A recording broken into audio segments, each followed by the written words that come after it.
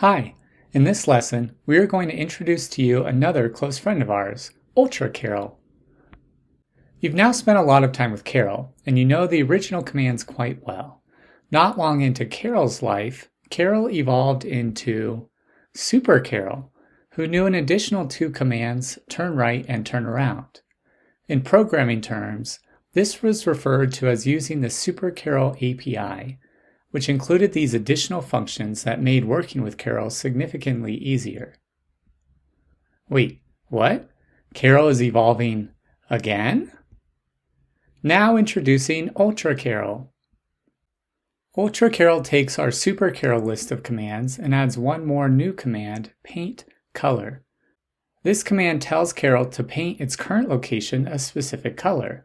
You'll notice that this command looks slightly different than the other ones, so let's take a closer look at the syntax. The main part, paint, with open and close parentheses, followed by a semicolon, is the same as all the other commands like move. But this other piece, color, is new to us. Introducing parameters. A parameter is an input value that is passed into a function or command from the outside. Parameters give the function the information it needs to run properly. In this case, we need to input the parameter color into the paint command. Without this parameter, Karel won't know which color to paint and will get an error. The syntax for the color value looks something like this. You need to start with a capitalized word, color, with a period, then followed by the color that you want. So in this case, you are telling Karel to paint its current location blue. Let's see what this actually looks like. Here we have Karel in the grid world and a command to paint the current location blue. When we run this code, we get blue. How cool!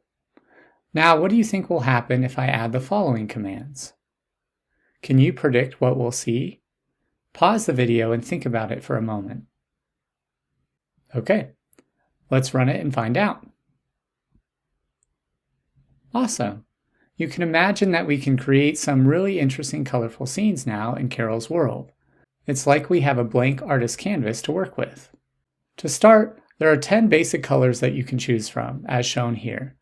In reality, there is actually over 16 million colors you can choose from if you use the paint color.create from RGB, red value, green value, blue value, which uses pixel values for red, green, and blue to create a custom color. But we're not going to go into that here, and you can read more about it in the Docs tab for now. There's one more thing we need to mention in order to get the most out of Karel, and it's a new condition called color is. This condition checks to see if the current location is the color of the parameter that we enter, returning the values of either true or false. For example, if we currently ran the code color is color.blue, that first line would equal the value of true.